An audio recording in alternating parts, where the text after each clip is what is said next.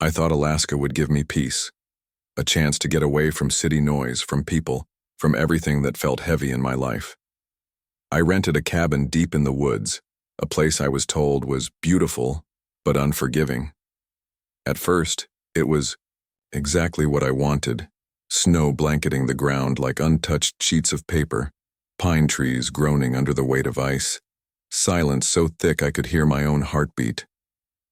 But that silence, it changed. It didn't feel peaceful anymore. It felt heavy, like something was pressing against the walls of the cabin, waiting for me to notice it. The cabin had these thick windows, double-paned, sealed with frost from the inside. At night, the moonlight would hit them just right, turning them into mirrors. Sometimes I'd catch myself staring, tracing the outlines of my own reflection in the ripples of ice. And then one night, it wasn't my reflection staring back at me. I don't know how long it was there before I noticed the faint outline of a face behind the ice.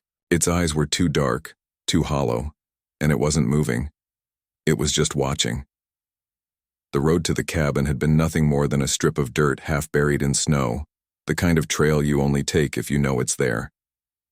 I remember my truck, straining against the climb, tires spinning before catching grip, the sound of frozen branches scraping against the sides.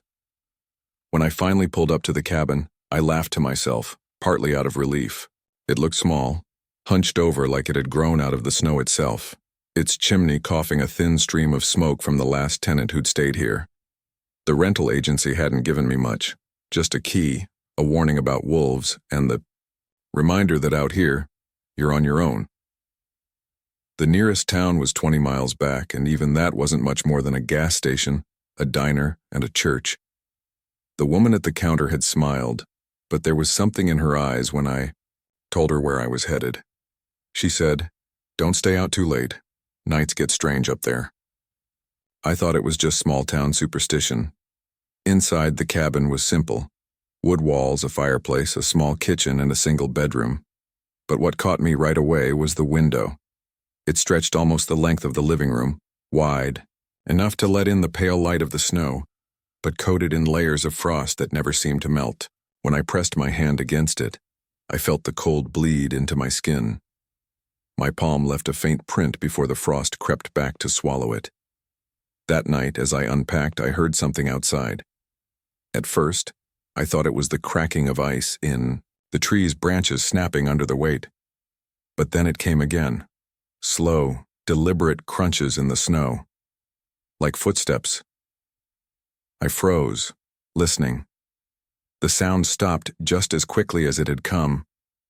I told myself it must have been an animal. A moose, maybe, or wolves.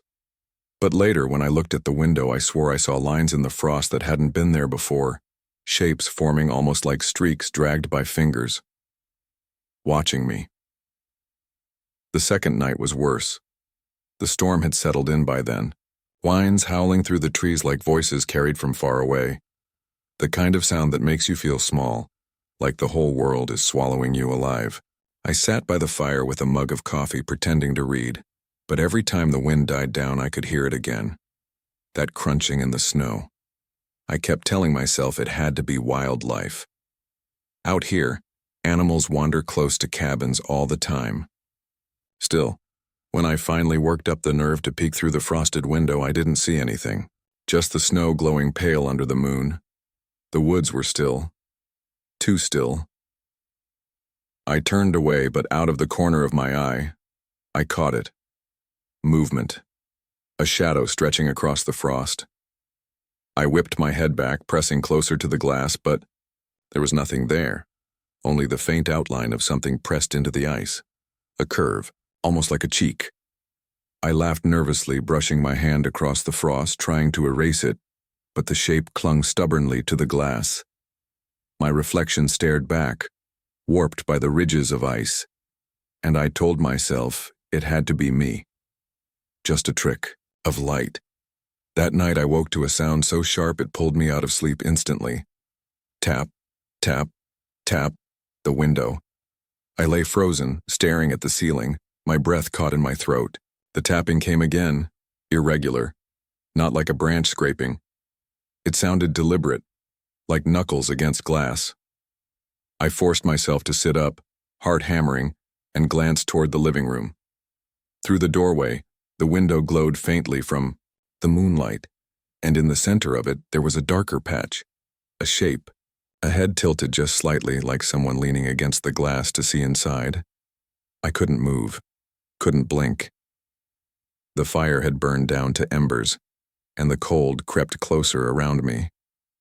When I finally blinked, the shape was gone.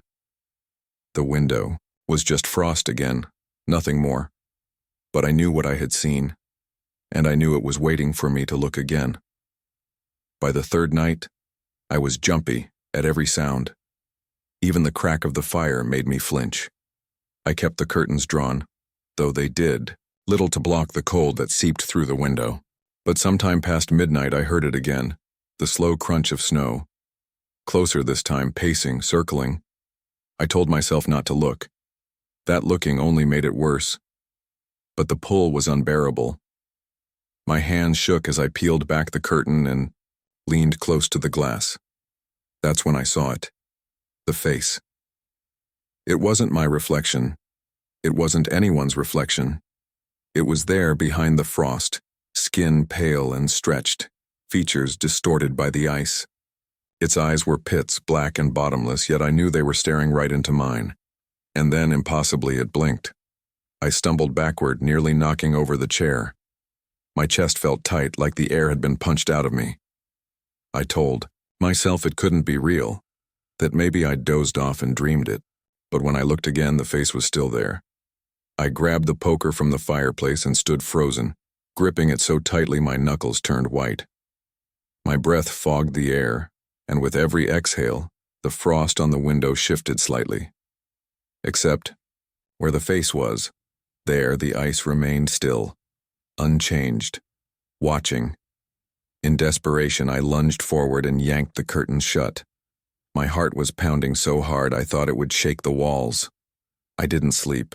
I sat in the dark with the poker across my lap, staring at the fabric covering the glass, waiting for movement. And then I heard it. Not outside this time. Against the wall of the cabin. A long, slow drag, like fingertips scraping across the wood. I froze. My breath caught. Then another, and another. Each one circling the cabin closer, deliberate. When I finally worked up the nerve to check the next morning, I found them. Handprints, clear as day. Frozen into the walls, the outlines stretching, too long, fingers pressed deep into the ice. It hadn't been a dream. Something had been here. Something wanted in. By the fourth night, the cabin no longer felt like shelter. It felt like a trap. Every board creaked under the weight of silence. Every gust of wind felt like a warning I couldn't interpret. I thought about leaving, but the storm hadn't let up for days. The roads would be buried by now, and if I tried to walk, I'd freeze before I ever found the highway. I kept telling myself I could wait it out, that whatever was outside would lose interest. But as the night deepened, I knew I was wrong. The window pulsed. That's the only way I can describe it. Frost spread and retreated like breath against glass, except the breath was coming from the other side. I sat huddled near the fire, gripping the poker again, watching as the ice grew thicker in strange patterns. Circles, spirals, shapes I didn't want to understand. Then came the sound. A low groan, like ice cracking on a lake. Except it was coming from the window. Slowly, impossibly, the frost bulged outward, swelling into the room as if the glass itself was bending. The face appeared again, clearer now. No distortion, no trick of the moonlight. Hollow black eyes pressed against the ice, its mouth opening in silence. I could almost hear it, though no sound escaped. I shoved a chair against the window, then the table, dragging everything I could in front of it. My heart slammed against my ribs, each beat louder than the last. But the bulge didn't stop. The frost kept spreading across the wood, seeping into the room like veins crawling toward me. The walls shuddered. A thud shook the door, then another, Something was pressing against the cabin, heavy and deliberate, testing its strength. I backed into the bedroom, barricading myself inside, but even there I wasn't safe. The air grew colder, my breath turning thick and white. And on the bedroom window, a smaller one sealed with frost, the same thing happened. A hand pressing through. Fingers dragging slowly down the ice. I couldn't scream, I couldn't breathe. Because I realized then, no matter how many windows I covered, how many doors I locked, it wasn't outside anymore. It was already inside. I don't remember the exact moment I made the choice. Maybe it was instinct, maybe desperation, but I couldn't stay in that cabin another second. The air had grown too heavy, like it was pressing down on my chest, suffocating me. The face was everywhere now, impressions in the ice on the walls, pale features shifting across every window, staring no matter where I turned. I grabbed my coat, yanked on my boots, and forced the door open. The storm nearly knocked me backward, snow blinding, wind slicing my skin raw. I stumbled into the night, praying the dark woods would be safer than what was inside. But as I pushed through the drifts, I realized the storm wasn't masking the sounds. It was carrying them. Footsteps matching mine, breathing ragged and wet just behind me. I didn't look back. Couldn't. My body was already shutting down from the cold, my legs heavy, my vision swimming. The last thing I remember was falling, the snow swallowing me whole. Above me, through the swirl of ice and wind, a face leaned close. Hollow eyes, black as the sky. And then, nothing. If anyone finds this cabin, I need you to know. It's still out there, watching. The snow was coming down in thick, silent sheets, swallowing the beam of my headlights and turning the narrow road into a white blur. I had been driving for hours, and not a single car had passed me. Not one set of headlights, not one sign of life, just endless pine trees leaning over the road like they were listening. The wind howled against the truck's windows, but inside it was so quiet I could hear my own breath. My compass, clipped to the dashboard, had been steady all evening. But somewhere around mile marker 47, it started spinning, wildly, aimlessly, as if it couldn't decide which way was north anymore. That's when I remembered what the gas station attendant had said hours earlier, his voice low and serious. "Don't take the mountain pass after dark. Folks disappear up there." He'd given me a look that wasn't meant to scare me, just to warn me. I laughed it off at the time, chalking it up to local superstition. But now, alone in the black maw of this Alaskan wilderness, that warning sat heavy in my chest. Something was wrong. I slowed the truck, leaning forward, trying to see through the swirling snow. That's when I saw it. It was just a shadow at first. Something darker than the night itself, hunched along the roadside near a cluster of snow-laden pines. My headlights caught the edges of it. A shape, not an animal, not quite human either. By the time I blinked, it was gone. I slammed on the brakes, heart pounding, and sat there gripping the steering wheel so hard my knuckles ached. The road ahead stretched into darkness, swallowed by the storm. Behind me, nothing but tire tracks, already filling with snow. I told myself it was nothing, maybe a branch or a trick of the light, but deep down I knew better. The mountains here felt wrong, not just dangerous or remote, but watchful. I eased my foot off the brake and let the truck roll forward, glancing again at the compass. It spun in lazy circles like it was mocking me. I thought about turning back, maybe finding a motel or even sleeping in the cab at some rest stop, but that would mean retracing the last 2 hours through unplowed roads, and I was already running late. I had a job to get to, a logging camp deep in the backcountry, and I'd taken this shortcut to save time. Everyone at the diner that morning had told me not to. "The pass eats people alive," an older man had said, not even looking up from his coffee. He'd said it so casually, as if it were just a fact of life. I gripped the steering wheel tighter and pressed on, headlights cutting through the swirling flakes. Every mile felt slower, heavier, like the storm was dragging me in. Trees lined the road like walls, their snow-covered branches bending low, making a tunnel that blocked out the sky. A flicker of movement in my side mirror made me whip my head. Around. Nothing. just white and black. I took a shaky breath and turned up the heater, the hum of the fan filling the silence. The farther I went, the more it felt like I was driving into another world, a place where maps and warnings didn't matter. By the time I reached the next bend, the shadow was there again, closer this time, waiting just beyond my headlights. Slammed the brakes again, tires skidding on packed snow, and for a heartbeat everything went silent. The shadow lingered at the edge of my headlights, just far enough away that I couldn't make out its shape. My pulse thundered in my ears as I reached for the high beams. In that flash of brighter light, the figure melted into the trees, like smoke whisked away by the wind. That was it. I wasn't spending another second on this road without stopping to regroup. I crept forward, searching for a wide enough shoulder to pull over. About a half-mile later, I found a clearing barely big enough for my truck. The wind screamed as I parked and killed the engine, and the silence that followed was worse. It was the kind of silence that swallows you whole, pressing against your ears. I left the headlights on, washing the clearing in pale gold, and reclined my seat, convincing myself I could just wait out the storm. I pulled my jacket tighter and listened to the heater hum. Minutes passed, then came the crunch of snow, slow, deliberate, like footsteps circling the truck. I bolted upright, scanning the mirrors. Nothing, just shadows swaying with the pines. My hand hovered over the ignition, ready to floor it. That's when I heard it, a soft knock on the passenger side window. 1, 2, 3, a rhythm too human to be the wind. Hello? My voice cracked. No answer, just another knock. I leaned across the seat, breath fogging the glass, and squinted through the swirling snow. No face stared back at me, no figure stood there. The sound had come from empty air. My stomach dropped. I locked the doors and sat back, pulse hammering, trying to convince myself I was imagining things. The snow against the windshield thickened, hypnotic in its steady fall, and exhaustion pulled at my eyelids. I don't remember dozing off, but when I startled awake, the headlights had dimmed, and the world outside was drenched in a faint green glow.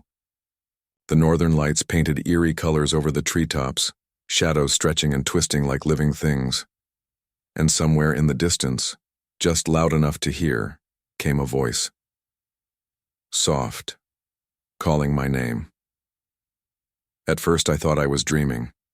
The voice was faint, almost a whisper carried on the wind, but it was unmistakable. It said my name, slowly, drawn out like it was savoring every syllable. I sat frozen in the driver's seat, staring at the glowing sky. My breath fogged the glass, and I realized I was holding it, waiting for the sound again. Come. That's when every hair on the back of my neck stood up. I grabbed my flashlight and flung open the door, boots sinking deep into untouched snow. The cold hit me like a punch to the lungs, sharp and merciless, but adrenaline kept me moving. The sound of my own crunching footsteps felt deafening in the silence. I swung the flashlight beam around the clearing, but the voice seemed to come from everywhere and nowhere all at once. Then I saw them. Footprints. Not mine. They led away from my truck, weaving between the trees, half filled with snow like they'd been there a while. But something about them was wrong. The stride was uneven, the impressions narrow, like whatever made them was walking on the very tips of its toes. Against every instinct screaming at me to run, I followed. My breath came out in ragged bursts, freezing instantly in the air. I counted the prints as I moved deeper into the forest, 10, 20, 30, and then they just stopped. No sign of turning back. No sign of anything. I spun around trying to retrace my path, but the clearing was gone. My truck, gone. The storm had erased everything in minutes, swallowing the tracks behind me. I tried my phone. It was dead, though I'd charged it just that morning. The compass in my pocket spun like it was laughing at me. Panic clawed at my chest.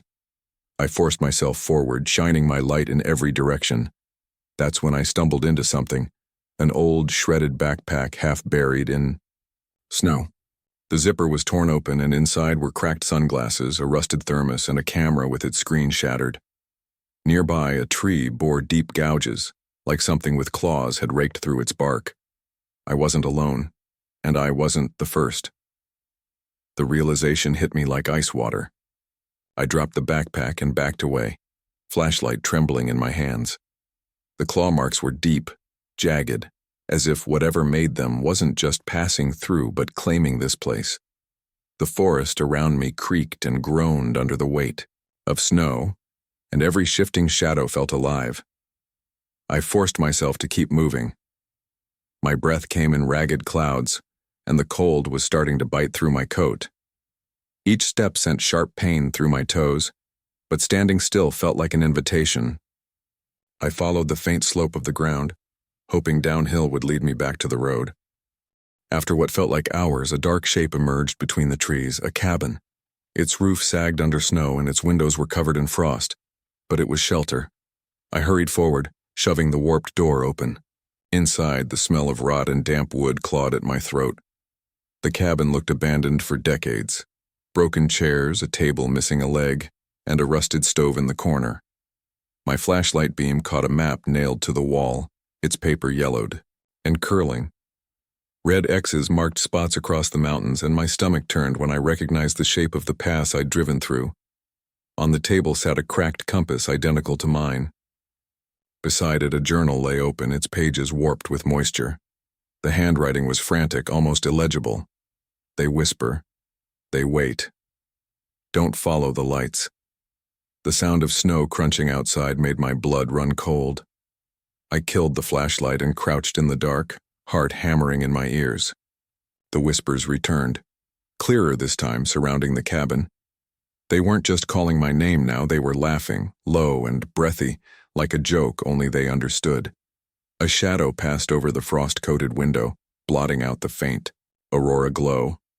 I held my breath as the door creaked, its hinges groaning under invisible weight. The air inside the cabin turned heavy, charged with something ancient and furious. Then, as quickly as it had come, the pressure lifted. The whispers drifted back into the trees, but I knew it wasn't gone. I waited until the first hint of dawn crept through the trees, pale light softening the darkness. My body ached from the cold, my fingers stiff and numb, but I forced myself up and slipped out of the cabin. The forest was silent now, unnervingly still, as if the world itself was holding its breath. I ignored the compass, shoving it deep into my pocket, and instead fixed my eyes on the rising sun. One step at a time, I pushed forward, breaking through knee-deep snow, whispering to myself to keep going.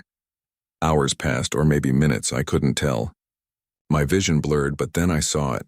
The road, black asphalt cutting through white, and there, parked neatly on the shoulder, was my truck. Just as I'd left it, like nothing had happened, I stumbled toward it, collapsing against the driver's door, tears freezing on my cheeks. When I finally got inside, my hands shook as I turned the key. The engine roared to life, and the heater's hum felt like salvation. Back in town, locals stared but said nothing. One old man just shook his head, glanced down at the compass on my dashboard. It was still spinning, wildly, endlessly, and I knew I hadn't escaped. Not really. I landed in Barrow just as the sky was swallowing what little daylight there was. The pilot warned us about the polar night, but honestly, I didn't really grasp what that meant until I stepped off the plane and into a silence so thick it felt like a living thing. The cold hit me like a wall, so sharp it stole my breath before I even registered it. People moved quickly, faces tight with some kind of quiet urgency, eyes darting like they expected something terrible to happen at any second. I chalked it up to small-town paranoia. Maybe they were just cold and tired. But the way they looked at me like I was an intruder sent a shiver deeper than the cold. I was here for the experience, an adventure in the middle of nowhere, where the sun doesn't rise for months.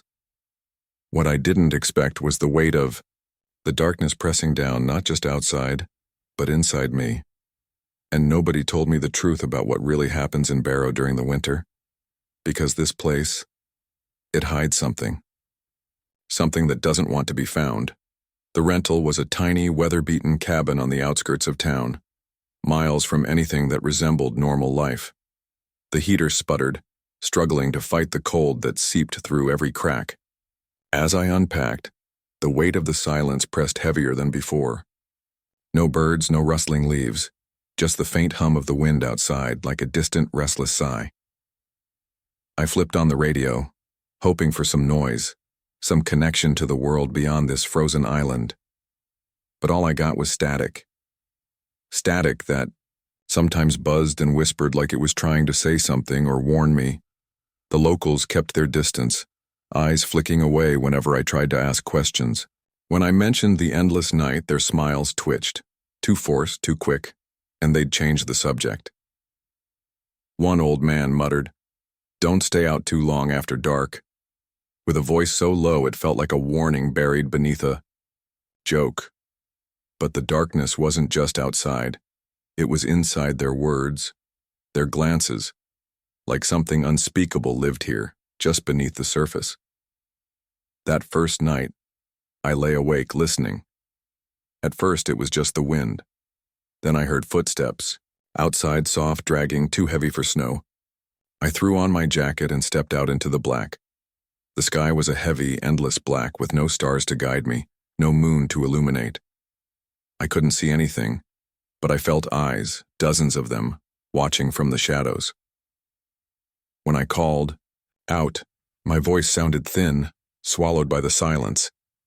I convinced myself it was my imagination, the loneliness, the cold, messing with my mind. But then I saw something. Just for a second, a figure barely visible standing at the edge of the trees watching. When I blinked, it was gone. I'm not proud to admit it, but I ran back inside and slammed the door. I wasn't ready for Barrow's winter. I was a visitor in a frozen nightmare, and it was already starting to close in. By the second day, the crushing weight of the night had settled into my bones. Time slipped sideways here. Hours stretched into days, days into something unrecognizable. The sky was a permanent void, swallowing everything whole, and with it any sense of normalcy. I tried to keep busy, wandering the town during the rare moments when the faintest twilight struggled through. But even then, something felt off. Rumors floated like ghosts, whispers about the long dark. I overheard bits in the grocery store, quiet voices dropping when I walked by. One woman told me under her breath that people disappear during this season. Locals who wander too far lose themselves in the endless night. No search parties, no answers. Just vanished.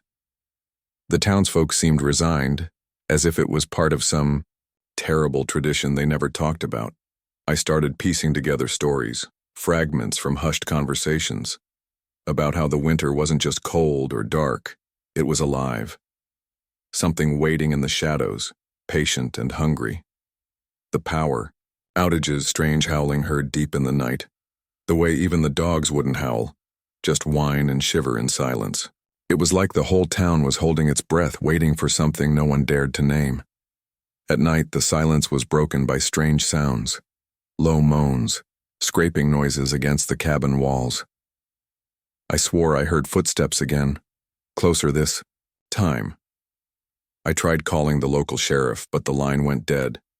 My phone flickered and died, battery draining faster than it should in the cold. Even the radio crackled out when I turned it on. Sleep became impossible. Every shadow twisted into something sinister. Every creak or crack sent my heart racing. I caught myself talking out loud, trying to convince myself it was just the isolation, the exhaustion. But deep down, I knew something was watching, waiting.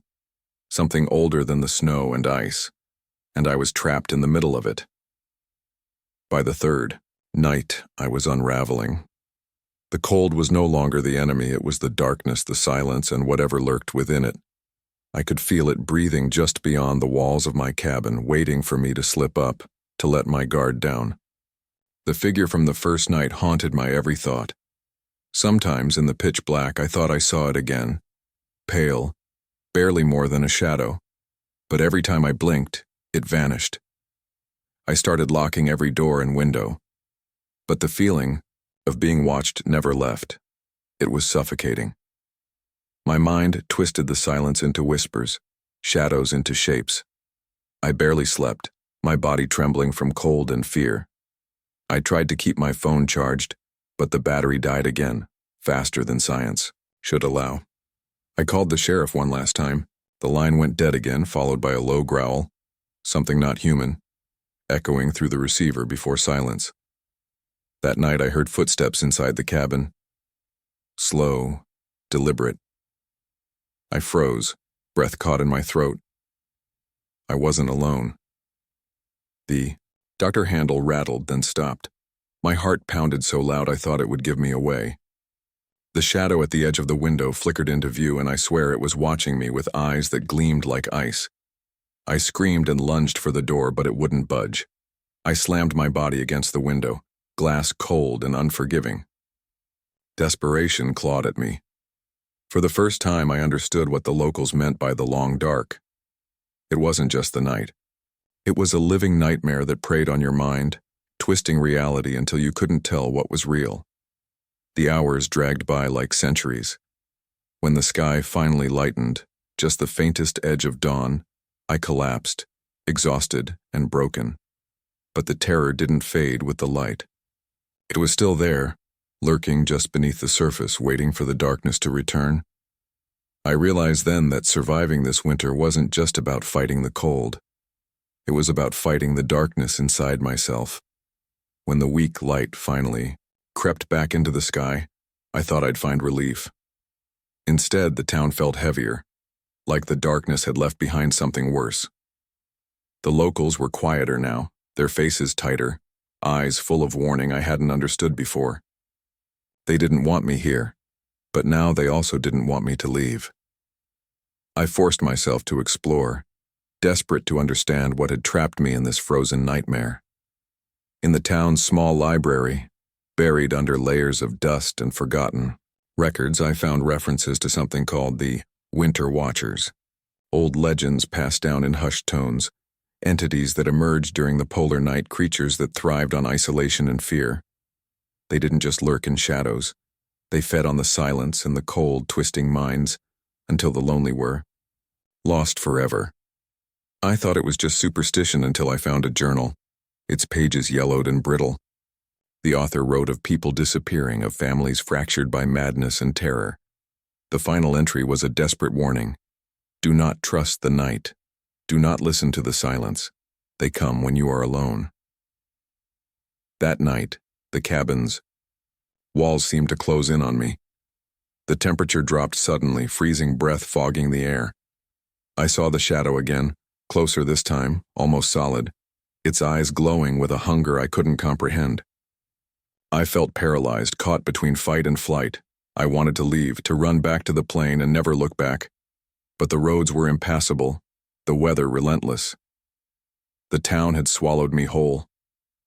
In the pale dawn, I realized the real truth. Barrow's winter wasn't just a season. It was a predator, patient and merciless, and it didn't want me to survive. I left Barrow the moment the roads cleared, but the darkness followed me long after the plane took off. The terror wasn't just in the frozen town or the endless night. It was inside me now, a cold shadow that no sunlight could melt. I still don't fully understand what I faced or why the locals kept it hidden, but I know this much. Some places are meant to be avoided when the sun disappears. They warned me, in their own way, but I didn't listen. Maybe it was arrogance, or just ignorance. Now every winter when the days grow shorter, I feel that same cold creeping in, that same weight pressing down. Sometimes late at night I swear I hear the whispering static on the radio, or catch a glimpse of something watching from the dark. Barrow taught me a brutal lesson. Some truths are better left buried beneath the snow and ice. And some winters don't end. I stayed in Barrow during the winter and nobody told me the truth. I stood frozen beneath the swirling green and purple ribbons of the northern lights, my breath visible in the frigid Alaskan air. The sky wasn't just alive, it was screaming, beckoning me deeper into the wilderness with a beauty that felt almost unnatural. I should have stopped long ago, turned back to the safety of the beaten path. But something in me kept pulling forward, like a whispered promise hidden in the shimmering glow. Every instinct screamed that I was somewhere I shouldn't be. The world around me was silent except for the faint crunch of my boots on the frozen ground, but the feeling of being watched gnawed at me. I wasn't just chasing lights anymore. I was chasing a shadow lurking just beyond my sight, something ancient and hungry. I've told people the northern lights are mesmerizing, magical even. But what they don't say is how those same lights can lead you straight into the heart of danger. And now, standing here alone under that eerie glow, I realize too late that some places are meant to stay hidden. I'm not sure if I'm still alive or if the lights have already claimed me. This is how it started, the moment I crossed a line I can't come back from. And this is my story. When I first arrived in Alaska, I thought it was a simple trip, a break from the chaos, a chance to finally see the northern lights with my own eyes. I'd heard the stories, seen the pictures, but nothing prepared me for how alive the sky feels there. It's like the lights aren't just above you, but all around you, wrapping you in something both beautiful and impossible to explain. I couldn't resist the pull. I rented an old truck and drove away from the tiny town where I was staying, deeper and deeper into the wilderness. The road quickly dissolved into nothing but snow and ice, and eventually even the faint tracks of tires disappeared. I wasn't following a map anymore, just the glow on the horizon, flickering and dancing. My phone had lost signal hours ago, and the silence stretched around me like a thick blanket. That's when the loneliness hit me hardest. It's one thing to admire the northern lights from a safe cabin window, but it's another to be out here, with nothing but the frozen trees and the stars watching. I kept telling myself I'd turn back, that I was being stupid. But every time I looked up, the lights seemed to grow stronger, urging me onward, like they were alive, waiting for me to come closer. I felt like I was walking into a dream, or maybe a nightmare. The wilderness wasn't just cold, it felt empty, waiting to swallow me whole. Yet I couldn't stop. I told myself this was just an adventure, but deep down, I knew the truth.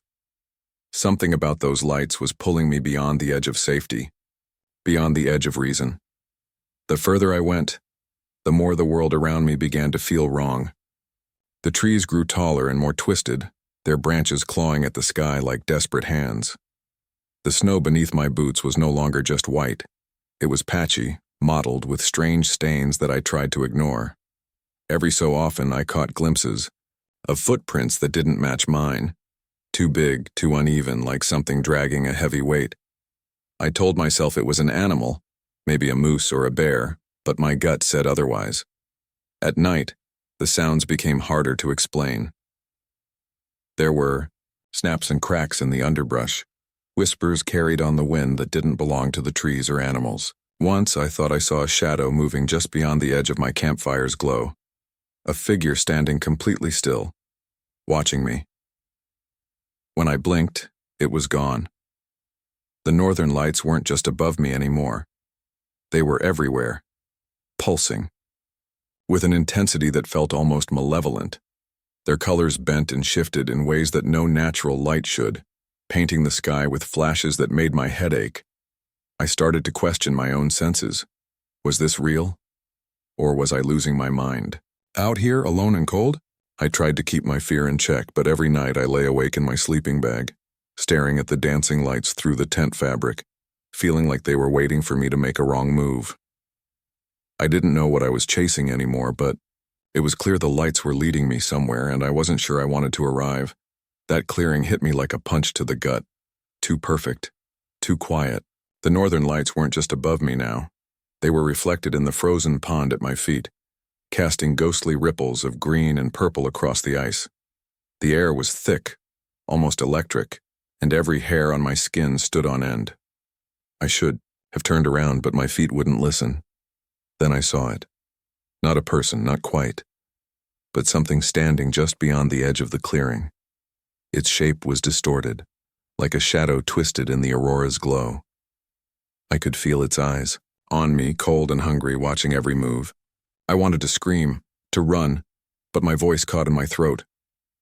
Time warped there. The world around me felt unreal, like I was trapped in a waking nightmare. The creature moved with an unnatural grace, gliding closer without a sound. I wanted to believe it was a trick of the light or my imagination playing cruel games, but the fear was too real.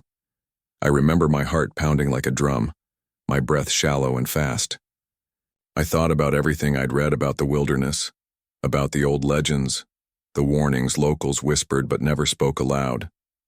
Maybe those stories were true. Maybe this was what they meant by places that should remain untouched.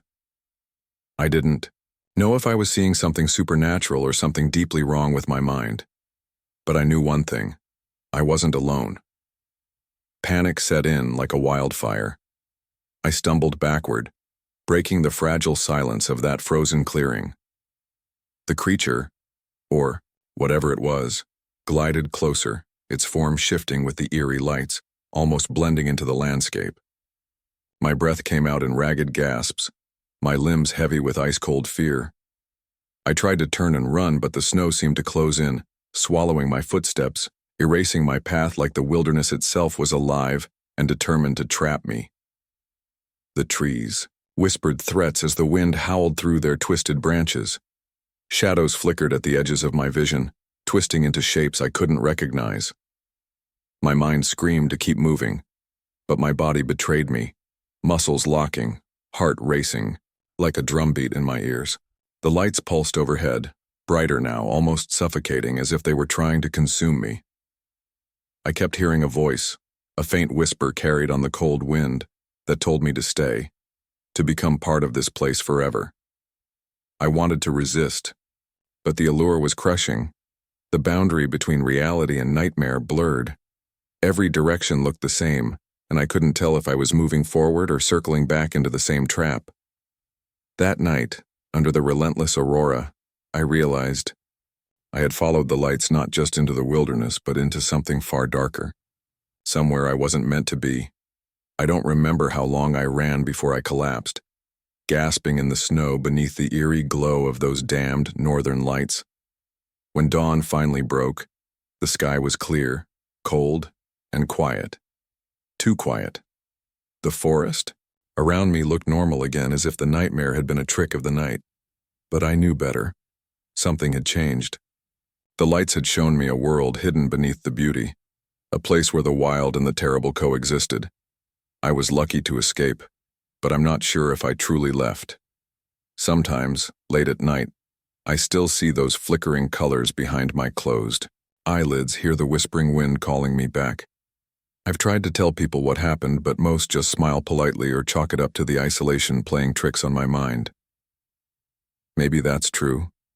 Or maybe some things are meant to stay buried in the frozen silence of Alaska's wilderness.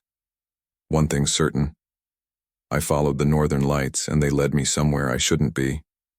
Somewhere I still feel waiting for me in the dark. The night was dead silent except for the faint creaking of wood, a slow, deliberate groan from the roof above me. At first I thought it was just the wind, the kind that howls through these parts and rattles everything like an angry beast. But then the shaking started. Not the whole cabin, just the roof, as if something massive was pressing down on it, heavy enough to make the beams strain and the shingles groan in protest. My heart slammed against my ribs, and I froze in place, staring up into the blackness of the ceiling, trying to convince myself this was just some weird settling noise, but it wasn't. The weight was real, palpable. The roof thudded and quivered like it was about to give way under something enormous, something that didn't belong here. I grabbed my flashlight, fingers trembling, and edged toward the window.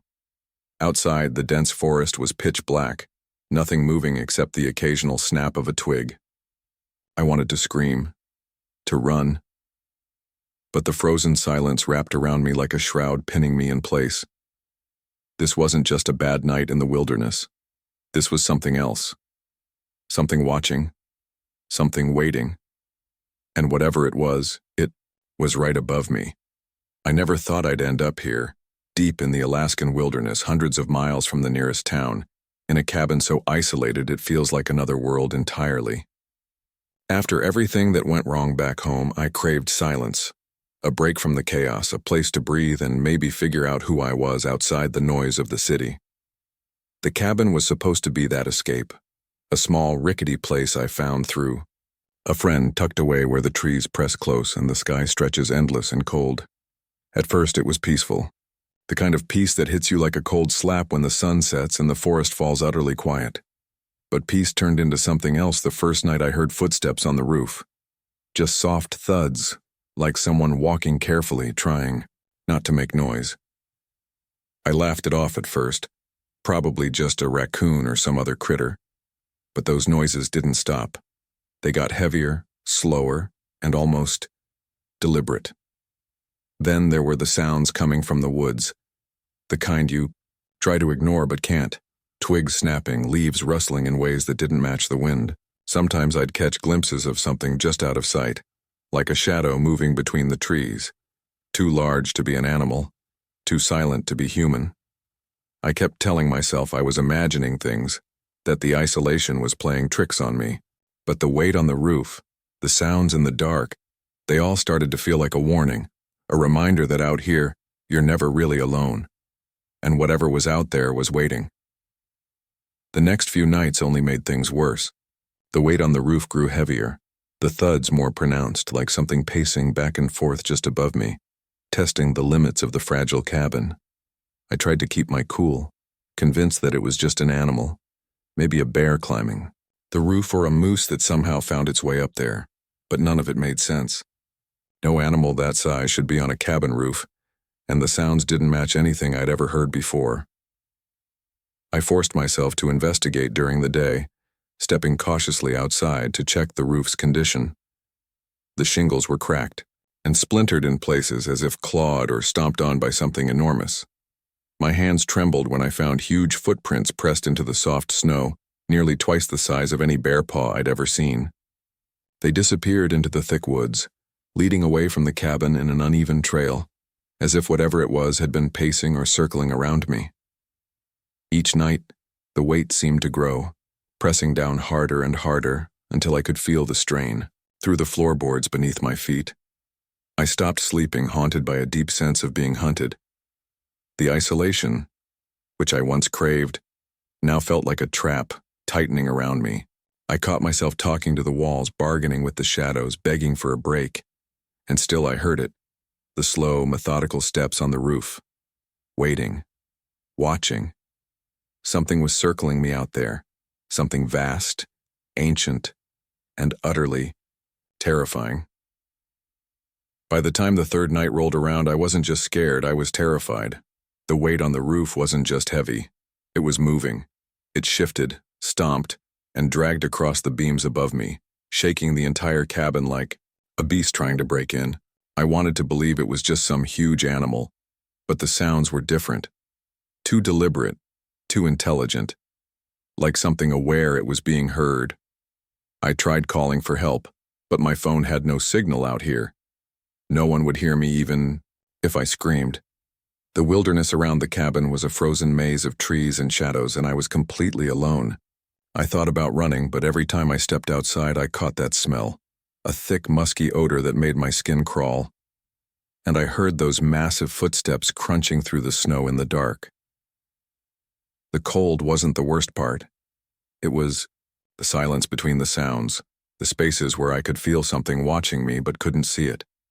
I kept thinking about the stories I'd heard from locals, about creatures lurking in the Alaskan wilds, about things that don't belong in our world. I never believed them until now. That night I found scratch marks on the wooden door frame, deep gouges that couldn't have come from any animal I knew. They were fresh, and they made my blood run cold. Whatever was out there wasn't just passing through. It was hunting me. The night felt endless as the roof's shaking turned into violent thrashing. It was like something was trying to tear through, to get inside no matter the cost. Every thunderous step above sent splinters raining down, dust filling the air and my heart pounding like a war drum. I grabbed the only weapon I had, a heavy metal rod, and backed against the wall, waiting for whatever nightmare was prowling above to make its move. I debated running into the frozen wilderness, but the thought of facing whatever was out there, alone in the dark, was worse. The cabin was my last refuge, no matter how thin its walls now felt. As the roof groaned louder, I could hear a low, guttural growl, something primal and chilling vibrating through the wood. It wasn't just an animal. It was something else, something older, something angry. I tried to keep my breath steady, to quiet my racing mind, but every creak and crack twisted tighter the coil of panic inside me. The night stretched on in a terrifying blur, the line between reality and nightmare blurring with every second.